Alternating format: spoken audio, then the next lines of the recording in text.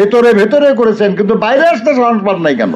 একটা দেশের সবচেয়ে এক্সপেন্সিভ ইনস্ট্রুমেন্ট হলো রাষ্ট্রযন্ত্র। এটা তো বিবেচনার বিষয় নাকি? কিছু কিছু দলের, কিছু কিছু সংগঠনের, কিছু লোকের কথা মনে হয় যেন তারাই সব করে ফেলছে। কথার ইঙ্গিতের ভাবে মনে হয় যে ভিতরে ভিতরে তারাই সব করেছে। আর এ ভাই, ভেতরে ভেতরে করেছেন, কিন্তু বাইরে আসতে সাহস পান নাই কেন? বাইরে এসে আমরা আহত হলাম। আপনারা তো আরো 2 বছর আপনারা ওই ভিতরে থেকে থেকে লড়াই করতে পারতেন, কেউ তো বুঝতো না আপনাদের। এই লড়াই কৌশল হতে পারে, কিন্তু এই লড়াইয়ে জেতা যায় না। যদি আমাদের সাধারণ মানুষরা এই রামপুরায়, সাইনবোর্ডে, নারায়ণগঞ্জে, উত্তরায়, টঙ্গীতে, এসব জায়গায় যদি সাধারণ মানুষরা না নামতো, তাহলে খালি ঢাকা শহরের কিছু কেন্দ্রস্থলের কিছু লোক দিয়ে লড়াই জেতা যেত না। আর এই সাধারণ মানুষরা এরা কারা কারা তাদের সংগঠিত করে? আমি আপনার না জানলে পুলিশ তো ভালো জানে, যে জন্য না গ্রেপ্তার করছে, না তার গ্রেপ্তার করতো না। এই জিনিসগুলো আমাদেরকে মনে রাখতে হবে আর কি। আমাদের মনে রাখতে হবে যে আন্দোলনকে বা আন্দোলনে অর্জিত বিজয়কে বিভিন্ন দিকে প্রবাহিত করার নানা অপচেষ্টা চলবে। সেই অপচেষ্টাকে মোকাবেলা করতে হবে।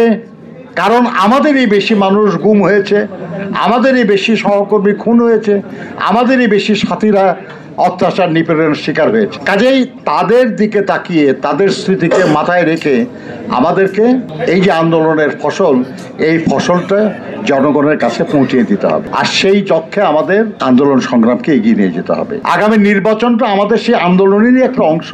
নির্বাচন ছাড়া তো গণতন্ত্র হয় না। সেই গণতন্ত্রের স্বার্থে, গণতন্ত্র প্রতিষ্ঠার লক্ষ্যে একটা অবাধ সুষ্ঠু নির্বাচন হোক। আর সেই নির্বাচনের বিজয়ের মাধ্যমে আল্লাহর মেহেরবানিতে আমরা দায়িত্ব পেলে আমরা জনগণের কল্যাণের জন্য কি করব, এটা আমরা আলাপ করব।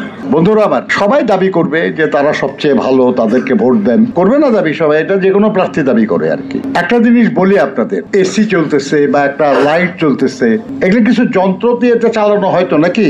এই যন্ত্রগুলির দাম কতই বা, আর এটা কতটা বা জটিল যন্ত্র। কিন্তু এই যন্ত্র যদি আপনি কাউকে কোনো নষ্ট হয়, আর যদি কাউকে আপনি রিপেয়ার মেনটেনেন্স করতে বলেন কিংবা ইনস্টল করতে বলেন, তাহলে কি আপনি যে কাউকে অনুমতি দিবেন করতে, যে কাউকে আপনার সুযোগ দিবেন করতে? আপনি খুঁজে বের করবেন না যে কার একটা কাজটা করার অভিজ্ঞতা আছে, যে কাজটা বোঝে, জানে, তাকে না আপনি দায়িত্ব দিবেন, তাই না?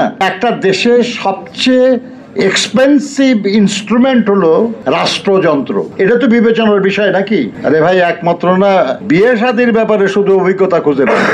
মেয়ে বিয়ে দেওয়ার সময় কেউ খুঁজে যে জামাইয়ের এর আগে কয়টা বিয়ে আছে, না ছেলে বিয়ে দেওয়ার সময় খুঁজে মেয়ের এর আগে কয়টা বিয়ে করছে।